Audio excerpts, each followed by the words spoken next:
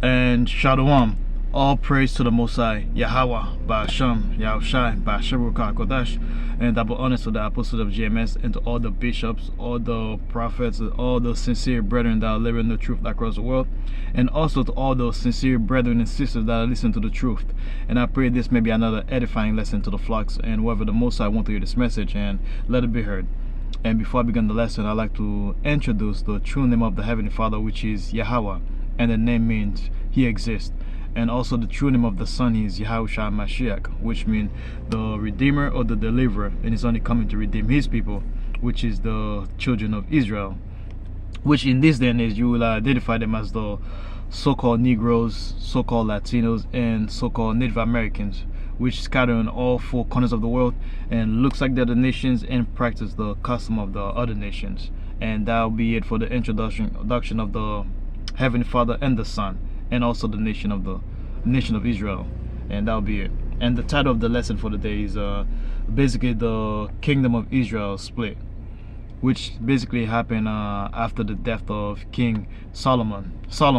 The kingdom was split into two, like a southern kingdom, which is the house of Judah, which in this day and age you would identify them as the so-called Negroes, basically Judah, Benjamin, and Levi.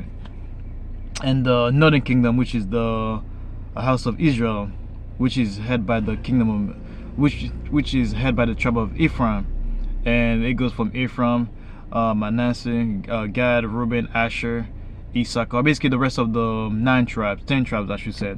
It goes all the way down to Issachar. And today you would identify them as the Latinos and the Native Americans. When I say Latinos, it includes all the tribes that live like basically Native American tribes, maybe Reuben, Reuben, Gad, Issachar, basically all the tribes that live in North America, Caribbean, and the South America. Those are the tribes that consist of the northern part. And also, all the 12 tribes spread in all four corners of the world.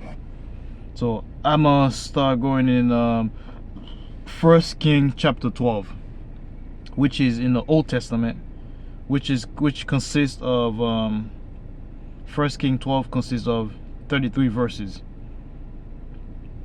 And I'm gonna start with the first verse, which is and Rehoboam went to Shechem for all Israel were come to Shechem to make him king. So basically, Rehoboam was basically the King Solomon's son. So basically, he went to Shechem. He went where basically for all Israel were come to Shechem to make him king. So basically, the entire nation of Israel went to Shechem. They gathered there to make Rehoboam king after the death of King Solomon. And it came to pass when Jeroboam the son of Nebat, who was yet in Egypt, heard of it, for he was fled from the presence of King Solomon. So basically, Jeroboam was like was the son of Nebat, which was like one of King Solomon's former officers. And basically, Nebat was a Ephraimite, which make Jeroboam is like an Ephraimite also. And so basically, Jeroboam was in Egypt because he fled from King Solomon. And Jeroboam, let me see, for he was fled from the presence of King Solomon, and Jeroboam dwelt in Egypt. So he fled from the presence of King Solomon, and he was residing in Egypt. So now he most likely heard the rumor of the King Solomon dead, so he come back to the land of Israel now. Verse 3, that they sent and called him, and Jeroboam and all the congregation of Israel came and spake unto Rehoboam, saying. So basically, the leader of Israel, all the elders of Israel, basically they summon him. They call him out of the land of Egypt, and they have like and basically Jeroboam and all the congregation of Israel. So basically Jeroboam and the rest of the leaders of Israel, they come together and speak unto Rehoboam, saying. So basically they went there and talked to Rehoboam because he's basically the new king of Israel. Verse 4 said, thy father made our yoke grievous. Now therefore make thou the grievous service of thy father. So basically they were complaining to Rehoboam. They was like, look, man, your father put like a heavy burden on us. And what was that? The grievous service of thy father and his heavy yoke which he put upon us lighter, and we will serve thee. So basically, the elders made Jeroboam and the rest of the leaders of the nation of Israel was talking to Rehoboam. They was like, look, man, your father put like a heavy burden upon us. He basically taxed us heavily, because King Solomon was basically taxing the entire nation very heavily, and which basically make the people unrest. They were not very happy. They opposed those heavy taxes because it's a burden. Just like if you pay attention in today's age, like whatever paycheck you made, if you work 40 hours a week, Esau took like a 30 to 40% of your paychecks, and after that you still have to pay your daily life. You have to pay your rent, you have to buy food for your kids and your family, and you have to pay your car insurance. Every day you have to pay some money, dude. If you make like $2,000, Esau take a solid $600. I mean, can basically 30 to 40%. And by the time you get the money that's in your pocket, you literally have like a couple $100, like 200, 300 max, and you try to make that money last the entire month or to the next paycheck, dude. So those people, the nation was getting taxed heavily over there, and they were begging Rehoboam to make it lighter, dude, to basically to lessen the taxes. And he said, like, if he does that, the people will serve him forever. Basically, they will be like his loyal subjects forever. And verse 5 said, and he said unto them, depart yet for 3 days, then come again to me. And the people departed. So basically, he told them, so basically what Rehoboam told him, look, he was like, look, man, look, guys, give me 3 days to think about it, and after that, come and see me. That's what he told them. So all of them took those words and they departed. Verse 6, and King Rehoboam consulted with the old men that stood before Solomon his father while he yet lived, and said, how do ye advise that I may answer these people? So basically, he gathered his father's what do you call that? What do you call that? Advisors. Basically, all those men that advised his dad throughout the years, he gathered them. Basically, they were old men. You know, they most likely advised Solomon, since Solomon was in his youth, and they remained there to his old age. So basically, they're old men. So he advised them. He asked them, what was I? He asked them basically what we should do. What can he do to answer the people? And verse 7, so, and they spake unto him, saying, if thou wilt be a servant unto these people this day, and wilt serve them, and answer them, and speak good words to them, then they would be thy servants forever. So basically, the older advisors, they told them, look, man, if you serve these people, if you are willing to be a servant to these people, and answer them, basically listen to their needs and whatever the desires are, and you become favorable to them, they will be your servant forever. They'll be basically loyal to you forever, like a loyal servant forever. Verse 8 said, but he forsook the counsel of the old men which they had given him. So basically, he rejected the advice of the old men, that he rejected the advices that the old men gave him basically, and consulted with the young men that were grown up with him, and which stood before him. So basically, he rejected the advice that the old men gave him, and instead he listened to the advice that the young men which he grew up with. So basically, all those young guys that was his friend, he listened to them instead of listening to the old guys. Verse 9, and he said unto them, what counsel give ye that we may answer these people? So basically, he asked those guys, hey man, what kind of advice would you give me to give to these people? Who have spoken to me, saying, make the yoke which thy father did put upon us lighter. And he was like, how should I answer? How do I address that to the people that said, make the burden that my father put on them lighter?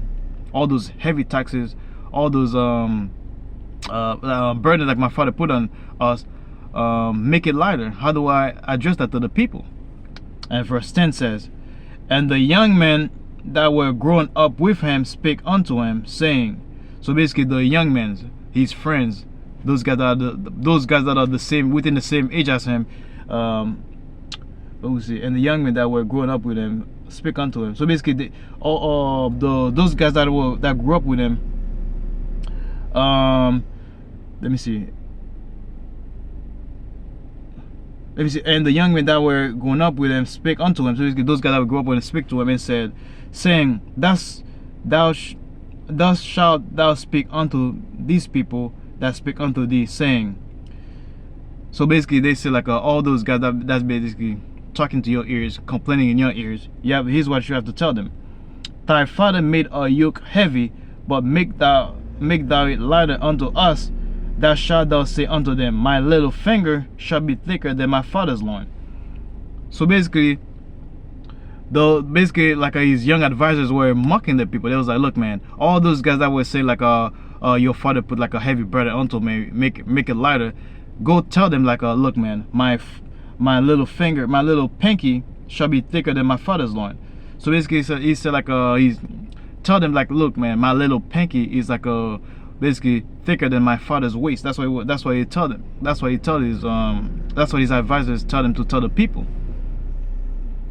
Verse 11, and now whereas my father did lade you with a heavy yoke, I will add to your yoke. So basically, he told them like, look, man, my father put like a heavy burden upon you guys. However, what Rehoboam told the people, look, I'm gonna add more to your burdens. My father hath chastised you with whips, but I will chastise you with scorpions. So he basically told them, look, my father has been beating you guys with whips. I'm gonna beat you guys with scorpions. I will chasten you guys with scorpions. Verse 12, so Jeroboam and all the people came to Rehoboam the third day. So basically, that's what the advisors and Rehoboam was talking about, what they would tell the people.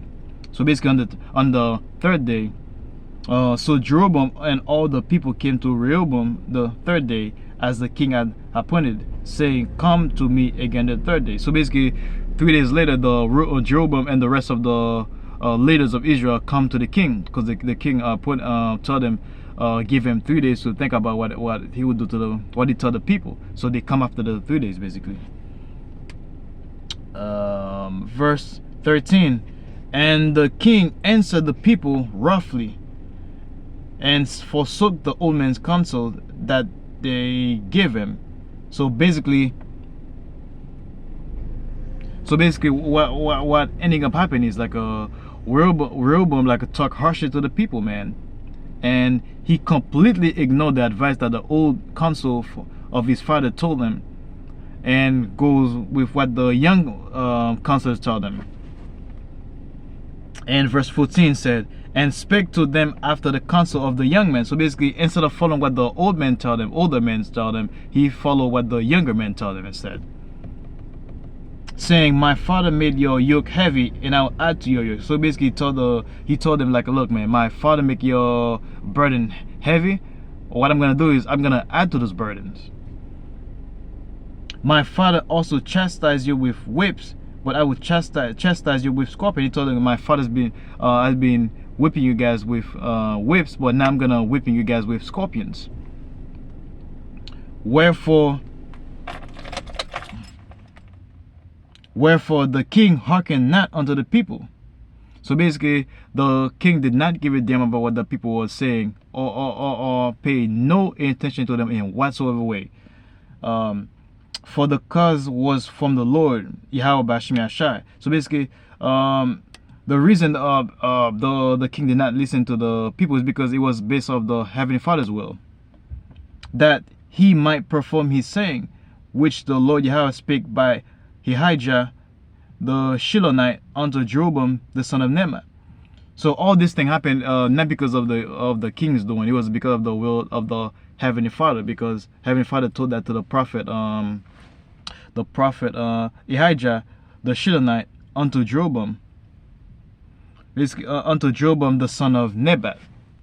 That's what happened. So basically, the Lord's will have to be fulfilled. And the king, verse 16. So when all Israel saw that the king hearkened not unto them, the people answered the king, saying, what portion have we in David? So basically, when the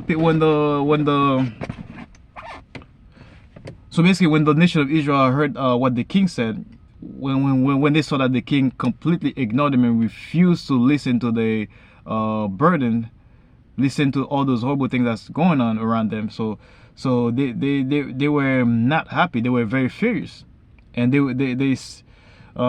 were saying like, what portion of David do they have? What part of David do they have? Like, the Most High gave the nation of Israel unto the house of David. So they was like, so why? So they most likely are like, why are we serving the house of David? If the house of David, if the house of David is not gonna helping us. So that's what the crack starting to happen. Because they were saying like, look, man, we have no inheritance, neither have we inherit. Let me see, what portion have we in David, neither have we inheritance in the son of Jesse. So basically they said like, they have no more interest in the son of Jesse, which is David, basically. To your tents, O Israel, now see to thine own house, David. So Israel departed unto their tent. So basically, the rest of the nation went back into the tent because they feel like they're not gonna get anything done under the house of David, under the house of Judah, I should say, man. So that's what the split started to happen. They was like, look, man, we have no interest in having the house of David ruling over us anymore, man. We're gonna go back to our tent and do our own things now. That's what's starting to happen. And verse 17. But as for the children of Israel, which dwell in the city of Judah, Rehoboam reigned over them. So basically, what happened is like, all those children, but as for the children of Israel, which dwell in the city of Judah, Rehoboam reigned over them. So basically, anybody that live like, basically most likely the house of Judah that live within the city of Judah, Rehoboam continued to reign over them. So basically, that was like the tribe of Judah. In verse 18, then King Rehoboam sent Adoram, who was over the tribute. So basically, Rehoboam appointed like Adoram to basically rule over the tribute, the labor force, most likely the labor division. And all Israel stoned him with stones, that he died. So basically, the entire nation stoned him to death, basically. Therefore, King Rehoboam made speed to get him up to his chariot to flee to Jerusalem. So basically, when the King Rehoboam heard that, he quickly fled on his chariot and go back to the city of Jerusalem. Verse 19. So Israel rebelled against the house of David until this day. So basically, till this day, the house of Israel rebelled against the house of David. So that means like to the very day, basically the northern kingdom, which is like consists of like from the tribe of Ephraim all the way to Issachar, continue to rebel against the house of Judah, basically like the southern kingdom, basically the house of David, I should say. Verse 20. And it came to pass, when all Israel heard that Jeroboam was come again, that they sent and called him unto the congregation and made him king over all Israel. And there was none that followed the house of David but the tribe of Judah only. So basically, when the people heard like Jeroboam was coming back, was coming back from Egypt, so they sent and called him to the congregations, and they made him king over all Israel. And there was none that followed the house of David but the tribe of Judah only. So there was nobody. So basically, the entire nation like submitted themselves to Jeroboam. They basically appointed him as king. Everybody followed them except the house of Judah, and which later was joined by Benjamin and Levi, basically. And when Rehoboam was come to Jerusalem, he assembled all the house of Judah with the tribe of Benjamin. So basically, when Rehoboam arrived to Jerusalem, he gathered the house of Judah with the tribe of Benjamin, 180,000 chosen men. So basically, he got like 180,000, basically soldiers, basically, which were warriors to fight against the house of Israel. So basically, they were warriors. He was gonna bring them to fight against the house of Israel, to bring the kingdom again to Rehoboam, the son of Solomon. So basically, to restore the kingdom back to the house of David, basically back to Rehoboam. So Rehoboam sent, basically gathered the house of Judah and house of Benjamin. Like he gathered like 180,000 soldiers to basically he was gonna send them to bring the house of Israel back to the, basically what he wanted to do. He wanted to restore the entire nation as one again. He wanted to bring the rest of the tribe under his rulership. But the word of the Most High came unto Shemaiah, the man of the Most High, saying. So basically, like the word came to unto Shemaiah, the man of the Most High, saying. So basically, the Most High used the Shemaiah, which was like a man of the Most High, speak unto Rehoboam the son of Solomon, king of Judah, and unto all the house of Judah and Benjamin, and to the remnant of the people, saying. So basically Shemaiah talked to Rehoboam, basically Rehoboam son of Solomon and king of Judah, and all the house of king of Judah, and unto all the house of Judah and Benjamin. So basically Shemaiah spoke to Rehoboam and the rest of the house of Judah and Benjamin and the remnant of the people, and he told him, thus said the Lord Yahweh, ye shall not go up for no fight against your brethren, the children of Israel. So basically he told them, look man, don't go over there and fight the rest and fight against your brethren, the children of Israel. Because basically what was gonna happening is basically once Rehoboam mobilized those 180,000 soldiers, he was gonna go there. He was gonna try to conquer the rest of the nation of Israel to bring the nation as one again, which means a lot of people were gonna fight against their own brethren, killing their own brethren, and the Most High did not want that. And what was that? Against your brethren, the children of Israel, return every man to his house. What was that? Return every man to his house, for this thing is from me. So basically, what happened is like the Most High told Shemaiah to tell everybody to go back to the house, because this is not something that happened because of Rehoboam. That happened because of the Most High's will. They hearkened therefore to the word of the Lord Yahweh, and returned to depart according to the word of the Lord Yahweh. So basically, they listened. Rehoboam listened to what the Most High said, and sent everybody back home. They all departed and go back to their home. And verse 25. Then Jeroboam built Shechem in mountain Ephraim, and dwelt therein, and went out from thence and built Penuel. So basically, Jeroboam built like the city Shechem in mountain Ephraim, basically like in the hill country of Ephraim, and dwelt therein. So basically, he resided there, and went out from thence and built Penuel, and he became so basically that city became his capital, and he later built the town of Penuel. Verse 26. And Jeroboam said in his heart, now shall the kingdom return to the house of David. So basically, after Jeroboam become the ruler of the northern kingdom, the rest of the 10 tribes. So he started, basically what happened is like he started thinking to himself. He was like, wait a minute, if so basically he started talking in his head. He's like, now shall the kingdom return. Now shall the kingdom return to the house of David.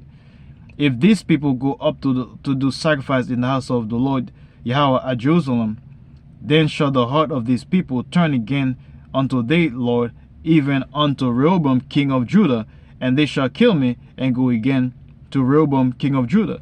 So basically what he was saying in his head was like, look, if those people continue to do sacrifice to the house of in continue to sacrifice to the Most High Yahweh, they're gonna return. Basically, they're gonna have to go to Jerusalem to do the sacrifice. If that's the case, they might turn back to the Heavenly Father, and initially, which gonna lead them to go back to the house of Judah. So he didn't want that to happen because he wanted to continue to rule the rest of the Israelite, basically the northern kingdom part. He didn't want that to happen actually. So he felt like the people who go back to Rehoboam, eventually they will kill him and go back to the submission of the house of Judah again.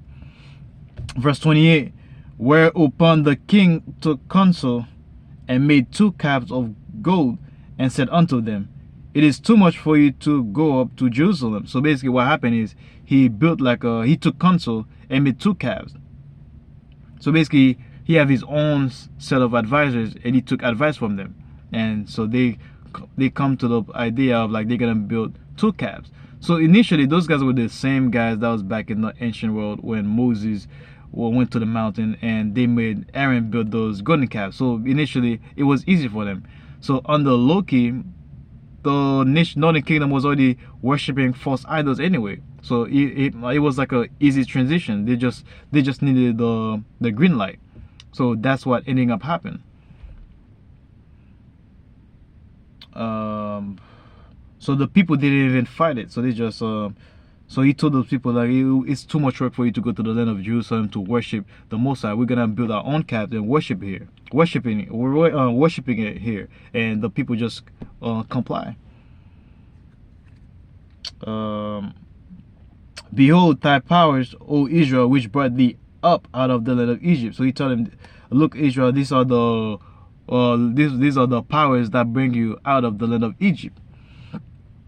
Verse 29, and he set the one in Bethel, and the other put he in Dan. So he placed one of the calf idols in Bethel, and the other one he put it in Dan.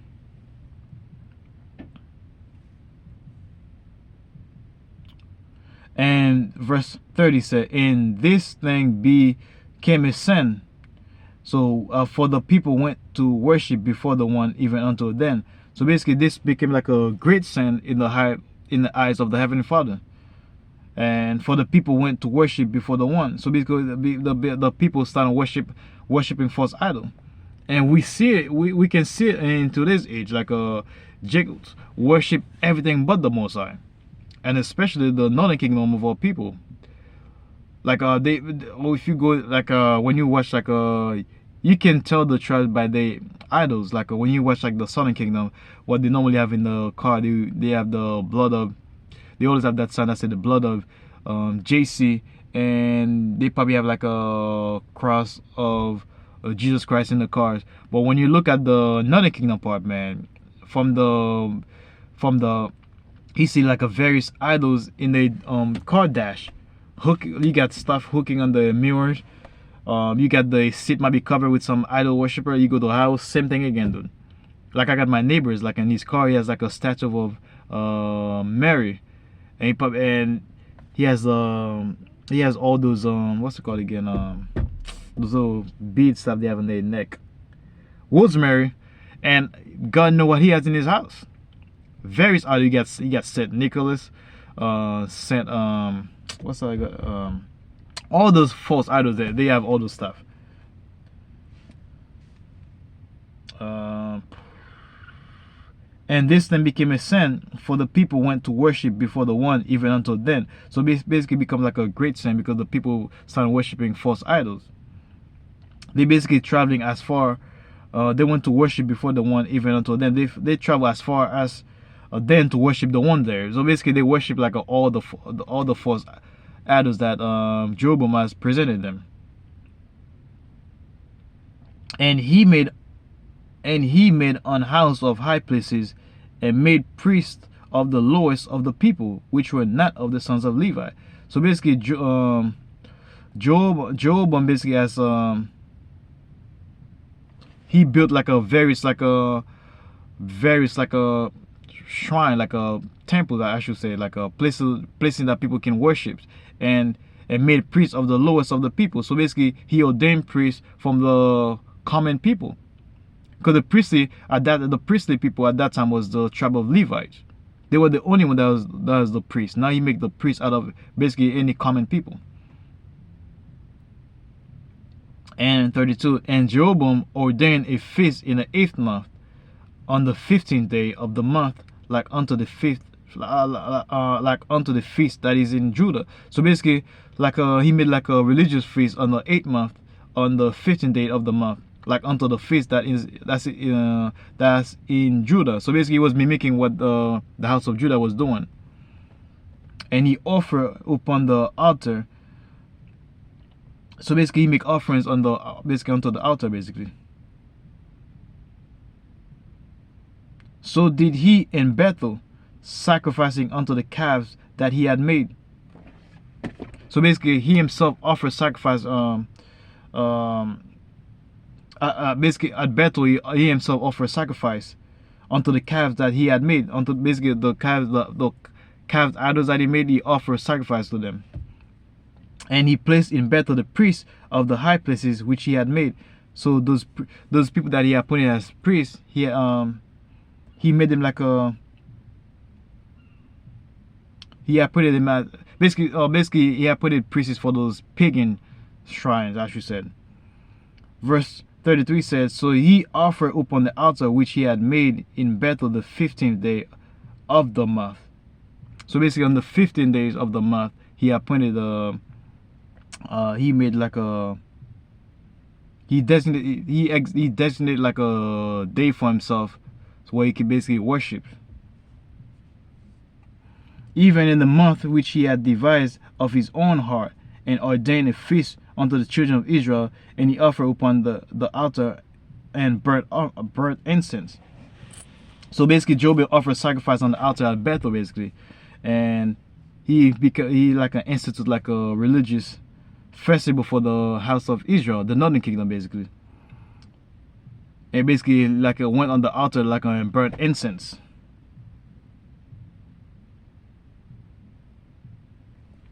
Yep, so that was it for the lesson, man. I put that was a edifying lesson to the flocks, and whoever the Most High want to read this message and let it be heard. And with that, I'll be ending the lessons. I'll say Shalom. So yeah, so that was 1 Kings chapter 12. That was basically that's where the nation of Israel split initially take, and the nation has been split ever since, from that time till this current day we living right now. And only the hopeful elect of the nation of Israel that basically acknowledge like there was a split between the nations, and also know like we are not completely different people. We are basically one as a nation of Israel. Only the hopeful elect know that we are Israelite. We're not basically whatever label Esau put onto us.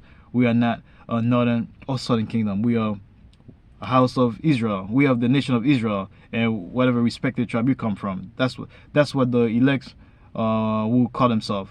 But the rest of our people, they're gonna put the whatever labels Esau put on them. And that's it for the lesson. I put that was another edifying lesson to the flocks, and whoever the Most High want to hear this message and let it be heard. And with that, I'd like to say Shalom.